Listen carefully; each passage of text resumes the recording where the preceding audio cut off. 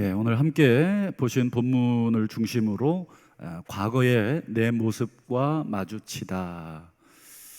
그럼 아마 과거의 내 모습을 혹시 기억을 하실 텐데 제 모습 말고요, 여러분들 각자의 모습 어떠십니까? 한번 떠올려 보시면 가끔 그런 말을 들은 적이 있었던 것 같아요. 우리 부모님 모습에서 내 모습을 보고 또 내 모습에서 또 부모님 모습을 볼 때 저도 가끔 소스라치게 놀라기도 하고 또 깜짝 놀라기도 하고, 제가 늘 보고 자랐던 부모님 모습이 나도 모르게 내 안에 남아있는 그런 모습들.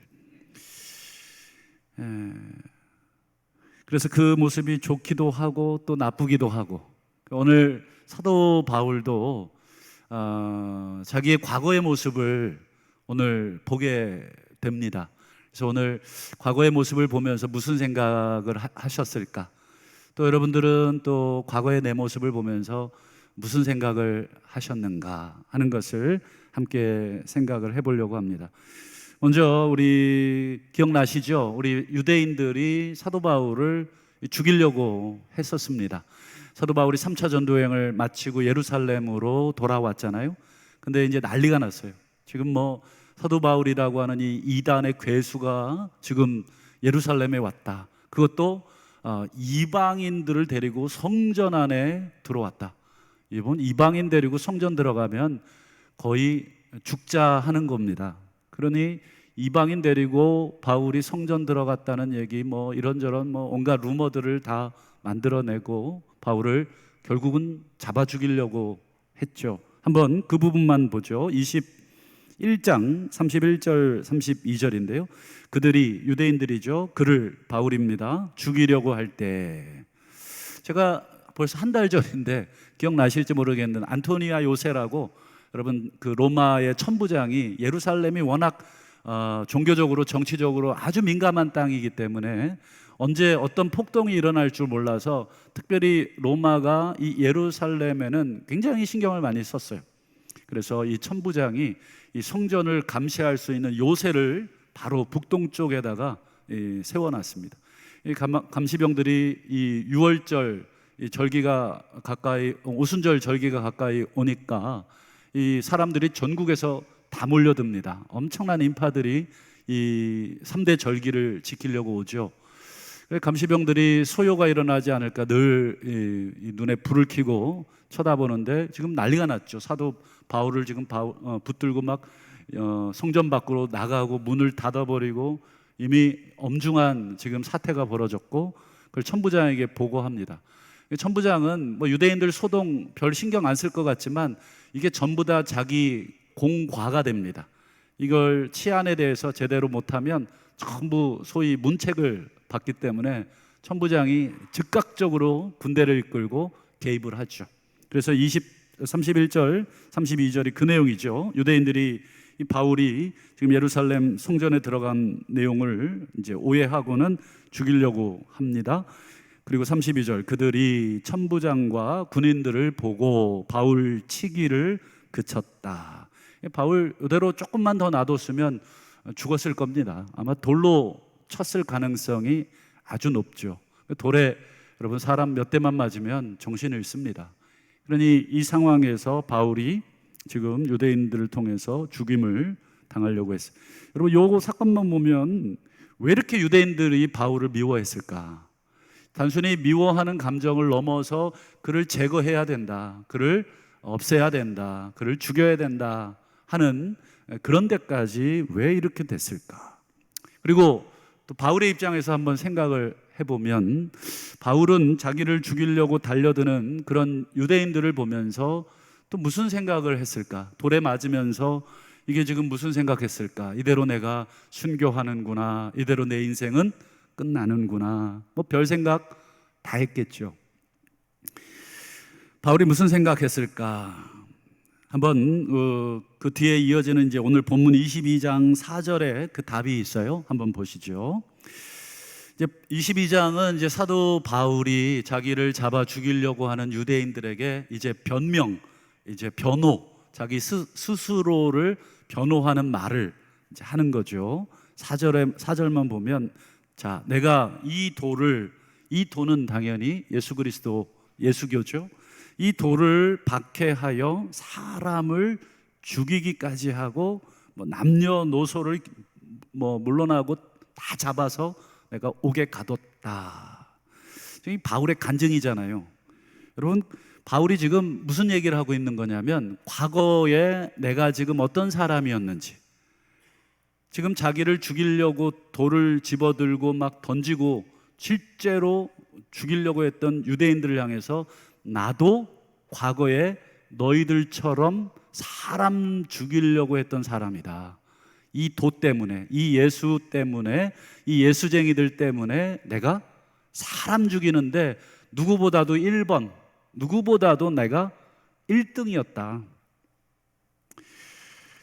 바울이 왜 사람 죽이는데, 예수쟁이들 죽이는데 왜 1번, 1등이었는가? 그 이유도 얘기하는데, 보세요. 그 앞에 22장 3절도 볼까요? 자, 앞에 이제 중간은 좀 생략하고, 나는 오늘 너희 모든 사람, 지금 유대인들이죠. 지금 눈에 레이저가 나오고 있어요. 지금 바울을 쳐다보고 있는 시선이 곱지 않아요. 지금 여차하면 지금 손에 지금 다 돌멩이 하나 들고 있어요. 천부장 때문에 지금 못 죽이고 있는 거지. 지금 여차하면 지금 바울 죽습니다. 지금 아주 강력한 그 증오의 눈빛으로 쳐다보고 있는 사람들한테 바울이 뭐라 그래? 나도 너희들처럼, 너랑 나랑 똑같다. 뭐에 대해서 똑같아요? 하나님에 대해서, 하나님에 대한 열심에 있어서는 지금 여러분들과 나는 똑같은 사람이었다. 이게 도대체 무슨 말입니까? 나도 지금 너희들처럼 과거에 예수쟁이들, 예수 전하는 자들 전부 다 죽이는 것이 하나님 뜻이라고 생각했고, 하나님을 기쁘시게 하는 것이라고 생각했고, 하나님에 대한 열심이라고 생각을 했다. 그러면서 지금 바울이 너희들이나 나나 내 옛날 모습이 지금 너희들 모습이다. 여러분, 듣는 유대인들 기분이 어땠을까요? 아주 기분 나쁘죠. 지금 내가 죽이려고 하는 사람이 나를 향해서 너나 나나 똑같은 사람이었어. 지금 이 얘기를 전해주고 있는 것입니다.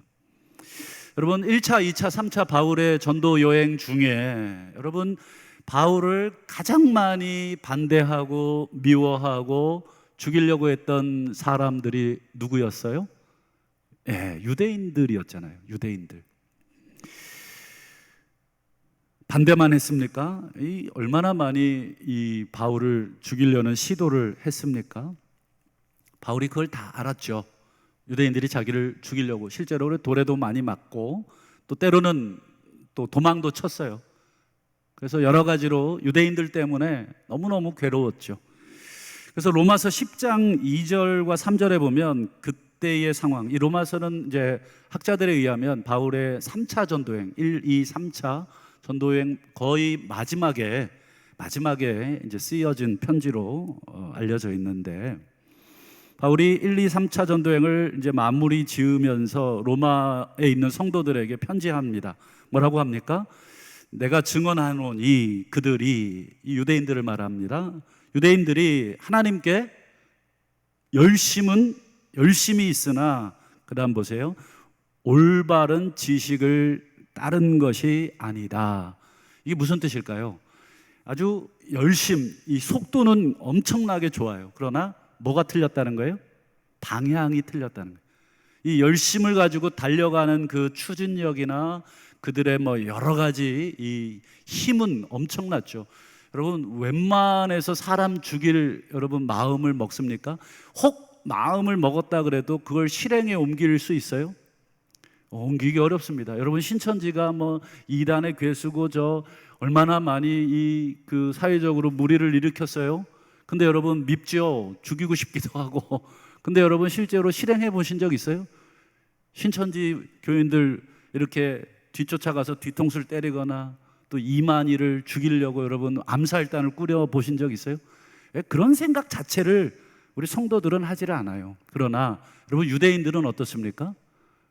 열심에 있어서는 이 사람 죽이는 데까지, 그것이 바로 하나님을 향한 것이라고 착각했다는 거죠. 방향이, 지식이 잘못됐다. 3절이 그 얘기입니다. 하나님의 의를 모르고 자기의 의를 세우려고. 이게 무슨 얘기냐면, 예수께서 하나님의 의로서, 메시아로서 왔는데 자기들 판단에는 예수는 죽었다 깨나도 메시아가 아닌 거예요. 이 예수는 메시아로 인정할 수가 없는 거죠. 자기들의 기준이에요. 자기들의 의로는 이 예수가 아닙니다. 그러니 여러분, 메시아가 아닌 자가 메시아 행세를 하고 있고 수많은 사람들이 미혹이 돼서 메시아라고 믿고 따라가고 있는 그런 와중이니까 이건 죽여야 된다. 그게 하나님 뜻이고 그게 하나님을 위한 열심이다. 지금 로마서 10장 2절과 3절에서 지금 유대인들에 대한 이야기를 또 하고 있는 것입니다. 우리도 왜 간혹 이렇게 같이 사역도 하고 같이 지내다 보면 자기 생각이나 자기 판단만 옳다고 생각하고, 또 생각하는 것 플러스 아주 열심히 또 특심한 사람들이 있어요. 그 생각을 막 어떻게든지 간에 관철시키고 어떻게든지 간에 밀어붙여서 그대로 막 추진력 있게. 근데 결국은 가만 지켜보면 이게 아닌데, 그 사람은 이제 그걸 모르고 이제 밀어붙일 때가 있죠. 모든 사람들은 혀를 차고 걱정을 하지만 그 사람은 그것이 맞다고 생각하고 계속 또 밀어붙입니다. 그런 사람 보면 어떻습니까? 답답하기도 하고, 또 한편으로는 안쓰럽기도 하고, 아유, 왜 저렇게 할까? 왜 저럴까? 조금 더 생각해 보거나 조금 더 다른 관점에서 보면 충분히 그렇지 않다 하는 것을 알 텐데 왜 자꾸 한쪽만 보고 저렇게 달려갈까 하는 안타까움도 느껴지고 또 여러 가지 감정들을 느끼게 됩니다. 여러분, 말씀드렸듯이 과거 바울은 어땠다고요? 예수장이들 죽이는 데 있어서는 1등. 여러분, 스데반 누가 죽였는지 아십니까? 바울이 죽인 것입니다. 왜요? 바울이 책임자였습니다. 바울이 스데반 죽이는 자들 옷을 맡았다 그랬잖아요. 그 말은 그저 허드렛 일을 하는 사람이 아니라 책임자란 뜻입니다. 그러니까 바울의 지시가 있었고, 그리고 실행은 그 사람들이 한 것입니다. 실제로 돌은 사람들이 들었지만 지시는 바울이 한 것이죠. 그러니까 바울이 스데반도 죽인 것이고, 천국에서 바울하고 스데반하고 만났을 때 어떤 얘기를 했을까 궁금하기도 해요. 그뿐입니까? 얼마나 많은 사람들을 결박하고 그랬어요. 거기에 그거 하나님을 위한 일이라고, 바울만큼 여러분 이 열정적인 그 사람은 별로 없잖아요. 그러니 그 열정과 더불어서 그게 하나님의 일이라고 생각을 했으니 그 추진력이라고 하는 것은 대단합니다. 거기에 목숨 걸고 그렇게 살았어요. 그 모습이 지금 누구에게서 보이고 있냐면 유대인들의 모습에서 보이고 있는 것이죠. 그렇기 때문에 바울은 자기를 향해서 돌을 던지고 지금 죽이려고 하고, 이제 뒤에 보면 이제 암살단을 또 꾸려요. 이제 암살단을 꾸리는 유대인들을 보면서 한편으로는 답답했겠죠. 올바른 지식을, 하나님의 의를 따르는 것이 아닌 저들의 모습. 그리고 또 한편으로는 어떤 마음이 들었을까요? 측은지심. 나도 옛날에 저랬는데, 나도 예수 그리스도를 만나기 전에는 저것이 전부인 줄로 알고 그렇게 달려갔는데, 예수 그리스도를 만나고는 내 이 수건이 벗겨지고 내 눈이 벗겨져서 그렇게 새로운 삶을 살았다. 지금 바울이 지금 자신을 향해 죽이려고 하는 유대인들을 보면서 답답함, 안쓰러움, 그리고 자기의 과거, 이런 걸 봅니다. 그래서 여러분, 바울의 마음에는 참 여러 가지 감정이 지금 섞여 있을 거예요. 원망도 섞여 있고 분노도 섞여 있겠죠. 그리고 동시에 안타까움도 섞여 있습니다. 여러분, 로마서 9장 1절과 3절을 한번 보실까요? 바울이 이런 말을 한 적이 있어요. 나에게 큰 근심이 하나 있습니다. 그리고 마음에 그치지 않는 고통이 하나 있습니다. 여러분, 바울에게 무슨 근심과 무슨 고통이 있었을까? 뒤에 3절 보시면 내 형제 곧 고륙의 친척, 이거는 그냥 바울의 저기를 말하는 게 아닙니다. 가족고 조그만한 범위의 가족을 말하는 게 아니라 유대인 전체를 말하는 것입니다. 자신의 민족, 유대 민족을 자기 형제들 고륙의 친척이라고 이야기합니다. 유대인들을 위하여, 그 다음 보세요. 이게 도대체 진심일까 아니면 수사적인 표현일까? 진심이라고 생각을 합니다. 어떤 말이냐면 내 자신이 저주를 받아 그리스도에게서 끊어질지라도 내 형제들, 유대인들을 위해서 내가 원하는 것이 하나 있다. 여러분, 어떤 사람이 내가 그리스도에게서 끊어지는 저주를 받으면서 누군가를 위하는 마음을 가질 수 있습니까? 그렇지 않잖아요. 저 사람이 차라리 지옥 가고 내가 천국 가기를 바라지, 내가 지옥 가고 저 사람 천국 가기를 바란다, 많지 않겠죠. 그러나 바울은 지금 그런 마음인 거예요. 차라리 내가 그리스도에게서 끊어질지라도 정말 간절히 원하는 건 내 형제들을 위한 이 원함이 하나 있다. 그래서 그게 너무 고통스럽고 큰 근심이다. 늘 마음에 이 바위덩어리 하나 있는 것처럼 무겁다. 여러분, 그게 뭘까요? 바울이 이 유대인들을 향해서 가졌던 마음. 유대인들이 어떤 사람입니까? 자기를 죽이려고 했던 사람이고, 그냥 단순히 그냥 미워하는 정도도 아니에요.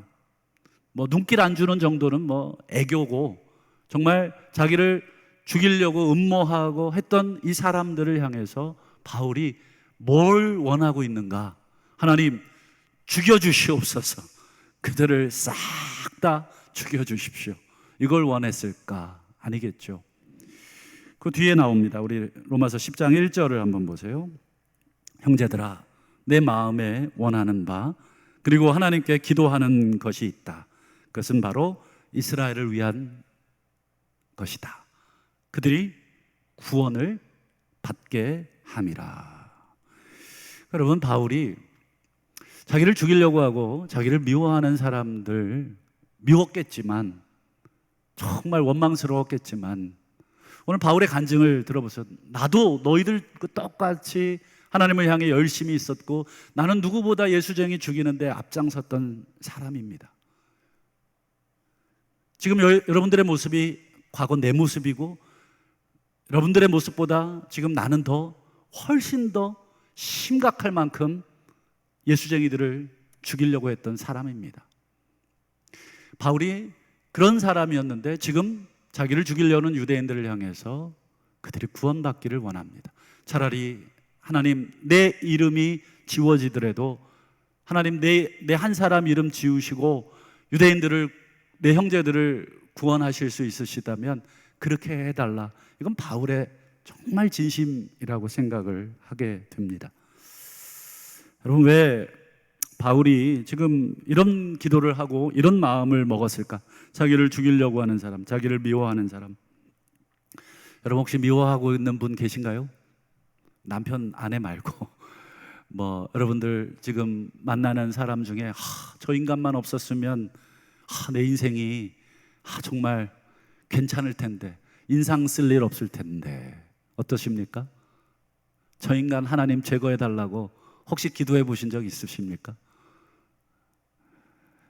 여러분, 정말 미운 사람, 정말 그런 사람 제거해 달라고 해도 어느 정도 우리가 이해가 될 텐데, 바울은 어떻게, 왜 유대인들을 구원해 달라고 자기를 차라리 그리스도에게서 끊어내실지언정 왜 그렇게 해달라고 기도할 수 있었을까? 그 이유가 여러분, 바울이 디모데에게 보낸 편지에서 기록이 되어 있습니다. 한번 디모데전서 1장 13절을 한번 볼까요? 자기의 아들과 같은 디모데한테 이렇게 얘기하죠. 아들아, 내가 전에는 비방자였다. 내가 전에는 박해자였고 전에는 폭행자였다. 단순히 비방이라는 건 말에서 끝나는 게 비방이잖아요. 근데 폭행은 뭐예요? 물리적인 행동까지 내가 했던 사람이다. 사람 죽였다. 내 손에 피를 묻혔다. 그것도 지금 내가 가장 사랑하는 예수 그리스도, 그 예수쟁이들을 내가 죽인 사람이다. 근데 도리어 뭐세요? 긍휼을 입은 것은 내가 그런 사람이었는데 하나님의 긍휼을 입었다. 그러면서 자기의 과거를 얘기하면, 그때는 내가 믿지 아니할 때에 알지 못하고 행하던 때다. 몰랐죠. 바울은 예수 그리스도가 정말 하나님의 의요, 하나님이 보내신 참된 메시아라는 걸 몰랐죠. 그 당시에 많은 유대인들은 메시아가 십자가에서 죽는다는 것은 상상할 수도 없는 일이고 상상하기도 싫었던 일이기 때문에 예수를 메시아라고 인정하는 것은 있을 수 없는 일이고, 당연히 저주받은 사람이고, 그 저주받은 인간을 믿는 예수쟁이들은 함께 저주받아야 마땅하고, 그런 저주받을 사람들을 죽이는 것은 하나님 앞에 칭찬받을 일이다. 그러나 하나님이 나에게 다메섹으로 가는 길에 예수를 만나게 하셨다. 오늘 우리가 읽지 않았습니다만 사도행전 22장 중간에 보면 다메섹 사건을 여러분 바울이 아주 자세하게 얘기합니다. 이 한 번만 얘기하지 않아요. 뒤에 또 얘기합니다. 바울은 기회가 있을 때마다 자기가 어떻게 회심했고 하나님이 어떻게 자기에게 나타나셨는지를 여러 사람들에게 계속 끊임없이 알려주었습니다. 바울이 유대인들을 불쌍히 여길 수 있었던 것은 자기도 불쌍히 여김을 받았다고 하는 그런 은혜의 사람이었기 때문에 그렇습니다. 여러분, 우리도 왜 누군가에게 여러분 좀 못되게 굴려다가도 내가 과거에 받았던 은혜가 있었다면 어때요? 그래, 내가 옛날에 그런 사람이었는데 누구누구 장로님으로부터, 누구누구 선배님들로부터 내가 은혜를 받아서 그때 이런 용서를 받고 또 이런 도움을 받아서 내가 지금 이 모양으로 살고 있지. 그러니 지금 이 사람을 향해서도 여러분 어떻습니까? 내가 모질게 할 수 없는 거죠. 만약에 모질게 한다면 그 사람은 어떻게 되는 사람입니까? 은혜를 저버린 사람이 되죠. 그게 예수님께서 하신 1만 달란트 비유 아닙니까? 1만 달란트 빚을 탕감받은 사람, 할렐루야 그러고 나갔는데 100데나리온 빚진 동관 하나를 만나잖아요. 그리고 목을 틀어잡아요. 이놈, 그 빚 갚아라. 갚겠다고, 한 번만 참아달라고.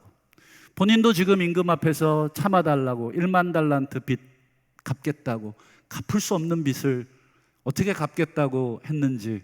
그러나 임금이 속아주죠. 그리고는 빚을 탕감해 주죠. 그러나 100데나리온 빚진 동관의 목을 붙들고 갚을 때까지 옥에 쳐넣어버립니다.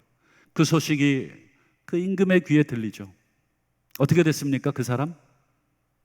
다시 잡아와라. 과거에 자신이 받았던 은혜를, 여러분, 하나님이 우리에게 은혜를 주신 것은 어떻습니까? 그건 나에게만 주신 게 아니라 우리와 같은 사람들, 또 우리가 만나는 사람들, 아직 하나님의 온전한 은혜를 경험하지 못한 사람들을 우리가, 그래서 그들의 올바른 지식을 가지고 있지 못하고 그들이 올바른 방향으로 가지 못하고 있는 그들의 모습을 보면서 안타깝기도 하고 괴롭기도 하고 때로는 가슴 아프기도 하지만, 오늘 바울이 그들을 다시 한번 품고 용서하고 기도할 수 있었던 것은, 내가 과거에는 비방자요, 박해자요, 폭행자였지만 그러나 도리어 하나님이 나에게 큰 긍휼을 주셨기 때문이다. 자기는 그 긍휼을 감당할 수 없다. 여러분, 주기도문 기억하실 텐데 우리의 죄를 용서해 달라는 기도문 바로 앞구절에 여러분 어떻게 되어 있습니까? 오늘 우리가 우리에게 죄 지은 자를 용서해 준 것 같이 우리 죄를 용서해 주옵소서. 우리가 하나님 앞에 용서를 구할 수 있는 근거는, 앞에 우리가 100데나리온 빚진 사람을 용서하는 그것이 어떻게 보면 하나님 앞에 우리가 유일하게 내밀 수 있는, 정말 초라하기 짝이 없지만, 하나님, 내가 100데나리온 빚진 사람 용서하고 왔나이다. 당신이 주신 1만 달란트 빚에 대한 탕감이 엄청나서 하나님 100데나리온 밖에 되지 않지만 내가 용서하고 왔사오니 하나님 오늘 나의 죄를 용서해 주옵소서. 이렇게 기도하는 것이죠.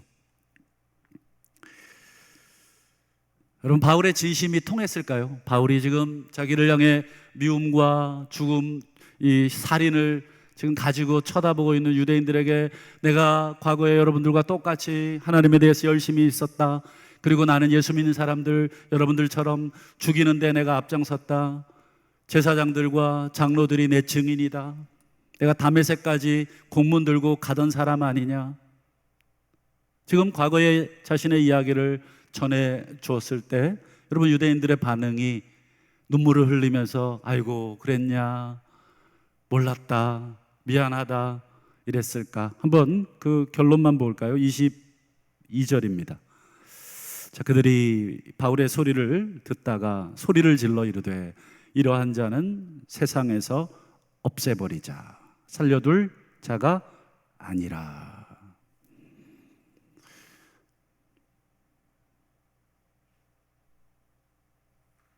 어떠십니까 여러분? 22절 이 말이 바울을 모르는 사람들이 없어요. 바울 유명한 사람이었습니다.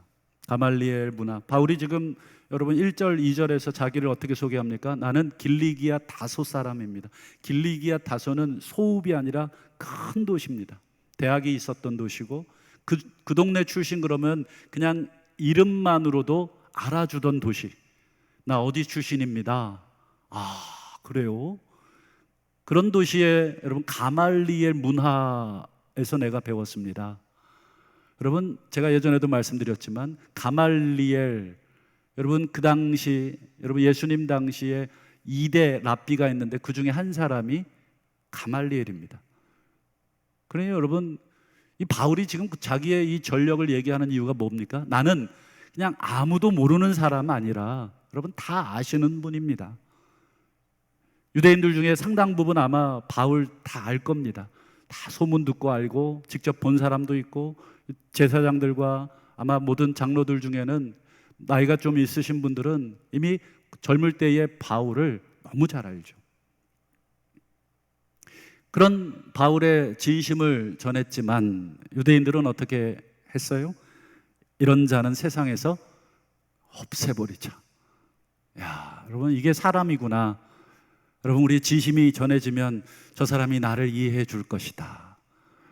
물론 이해해 주는 사람이면 참 괜찮은 사람이지만 여러분 사람이 그렇게 쉽게 바뀌지를 않아요. 이해를 잘 하지를 않죠. 여러분 우리 주변에 여러분 오늘 바울과 유대인 관계처럼 이런 애증의 관계들이 참 많죠. 특별히 뭐 개인적인 애증은 떠나서 복음과 관련된 여러분 애증의 관계 어떻습니까? 여러분 하나님을 알려주고 싶은데 도무지 여러분 하나님을 받아들이지 않는 주변에 사람들이 있죠. 가족들 특별히 참 저도 가슴 아픕니다. 저희 가족 생각하면 정말 저도 사도 바울 이 말씀 읽고 저도 여러 번 그렇게 기도해서 하나님 내 이름 지워주시고 우리 형제 누구 이름 하나님 올려주십시오. 하나님 들어주십시오. 모르겠어요. 하나님이 결제를 하실지 안 할지는. 하여튼 하나님께 그 마음, 바울이 이렇게 기도한 마음이 어떤 마음인지, 우리 성도님들 중에도 자녀가 또는 부모님이 또는 형제 중에 여러분 예수 그리스도를 믿지 않고 여전히 나를 이해해 주지 못하고 여전히 신앙생활하는 나를 받아들이지 못하는 그 누군가가 있고 단순히 받아들이지 않는 걸 넘어서 미워하고 심지어 나를 죽이려고 하는 그런 사람이 있다면 여러분 가슴이 어떠실까? 정말 무너질 때도 있고 괴롭기도 하고 그러면서도 또 놓을 수 없는 그 애증의 관계. 바울은 디모데에게 하나님의 마음을 알려준 적이 있어요. 디모데전서 2장 4절을 한번 보시죠. 디모데야, 하나님은 모든 사람이 구원을 받으며 진리를 아는 데 이르기를 원하시느니라. 디모데는 바울과 함께 2차 전도여행, 3차 전도여행을 같이 다녔기 때문에 바울이 지금 유대인으로부터 어떤 고난을 당했는지를 너무너무 잘 알고 있어요.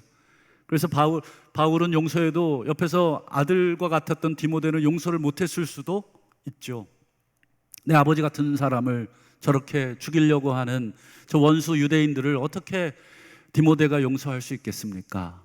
그러나 바울은 그 아들에게 하나님은 모든 사람이 구원을 받기를 원하신다. 모든 사람이 은혜를 받고 모든 사람이 하나님의 긍휼을 알고 돌아와 예수 그리스도를 온전히 아는데, 진리를 아는데 이르기를 지금도 원하고 계시고 지금도 기도하고 있다. 그래서 바울은 디모데후서 4장 2절에서 이렇게 말합니다. 디모데야, 너는 말씀을 전파해라. 때를 얻든지 못 얻든지 항상 힘써라. 그 다음 보세요. 범사에 오래 참아라. 이 단어가 여러분 말씀을 전하는 데 있어서 유대인들과 같이 여러분 진리를 전했는데 지금 유대인들이 뭐라 그래요? 이놈은 세상에 없이 할 사람이다. 이런 사람은 더 이상 우리 공동체에 둬서는 안 된다. 여러분 이런 사람한테까지 오래 참으면서 말씀을 전해라. 여러분 이건 사도 바울이 그냥 한 말이 아니라 디모데와 자기 자신만이 겪었던 그 모든 이 복음을 향한 그 고난을 다 공유했던 사람들 간에 나올 수 있는 말씀이죠. 마지막으로 우리 고린도전서 15장 9절을 한번 보겠습니다. 저는 이 바울의 이 말을, 여러분 바울이 교회를 핍박했다는 말을 서신서에서 한 4-5번 정도 해요. 4-5번 정도. 나는 교회를 박해한 사람이고 성도를 박해한 사람이고 하나님을 박해한 사람이다. 그게 아마 바울의 죽을 때까지 평생 가슴에 짐으로 남았던 것 같아요. 그렇지 않고서야 여러분 여러 편지들 가운데 그 얘기를 그렇게 자주 할 수가 없어요. 그래서 한 곳만 보여드리겠습니다. 고린도전서 15장 9절에 바울이 뭐라 그렇습니까? 나는 사도 중에 지극히 작은 자다. 이유가 뭐예요? 나는 하나님의 교회를 박해했기 때문에. 자기의 그 과거의 그 모습들 평생에 바울은 잊지 않았던 거죠. 그리스도께서 용서하셨고 하나님께서 용서하셨죠. 왜 용서 안 하셨겠습니까? 긍휼을 입었다고 표현을 했으니까. 이미 하나님께서 자신의 과거를 다 용서하셨지만 바울의 입장에서는 그 자신의 그 과거의 모습을 잊지 않으려고 자기가 어떤 사람이었는가 하는 것을 끝까지 자기 스스로 기억을 한 것이죠. 나는 하나님의 교회를 박해했기 때문에. 그 다음 보세요. 사도라 칭함 받기를 감당하지 못할 자니라. 사도 바울은 편지에서 여러 서신서에서 예수 그리스도의 종이요 사도라고 자기를 늘 소개했지만 그렇게 소개하면서도 늘 마음 한켠에는 내가 사도냐? 나는 이 호칭을, 이 직분을 감당할 수 없는 하나님의 교회를 박해했던 그런 사람이었다. 여러분 이것이 사도 바울의 진심이었고 이것이 다른 사람 그리고 복음을 전했던 사도 바울이 평생 가지고 살았던 마음이었습니다. 말씀을 맺겠습니다. 여러분 우리가 하나님을 섬길 때 그리고 또 여러 가지 오늘 바울이 당했던 이 미움 또 살인 또 자기를 향한 여러 가지 오해 이런 것들 여러분 우리가 신앙생활하다 보면 또 사역하다 보면 다른 사람들이 나를 오해하고 또 나를 오해를 넘어서 때로는 미워도 하고 또 그 미움을 때로는 넘어서 그 이상의 잘못된 것들을 계획할 때도 있죠. 그러나 오늘 사도 바울이 오늘 우리에게 보여준 것처럼 나는 여러분 사도라고 하는 그 직분을 감당할 수 없다. 조금 더 우리에게 적용해 보면 여러분 우리가 성도라고 하는 이 직분도 감당할 수 없고 저는 목사지만 목사라고 하는 직분도 당연히 여러분 그렇게 불릴 자격도 없죠. 여러분 우리 중에 하나님 앞에 자격을 내세울 수 있는 사람이 없다. 그렇기 때문에 여러분 오늘 하루도 또 우리 남은 평생도 사도 바울처럼 내가 감당하지 못할 긍휼과 은혜를 받았다 하는 이 생각을 우리가 가지고 산다면 여러분 우리를 향한 공격 또 우리를 미워하는 사람들 또 우리가 감당하지 못할 그런 환경 속에서도 우리가 능히 감당하고 더 나아가서 내가 저주받고 내가 생명책에서 지워져도 그들이 구원받기를 원하는, 그렇다고 여러분 하나님이 바울의 이 기도를 들으시겠습니까?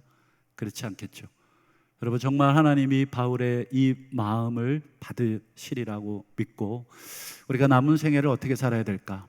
하나님 앞에서 우리가 내가 목사라고, 내가 장로라고, 내가 누구라고 하는 그런 마음보다는 하나님, 내가 이런 죄인이었고 이런 박해자였고 내가 사도라 칭함을 감당하기가 너무 어렵습니다. 늘 이 죄송한 마음, 하나님 앞에 이 그 불쌍히 여겨주는 그 마음으로 우리가 살아갈 수 있기를 우리 주님의 이름으로 부탁합니다. 기도하겠습니다.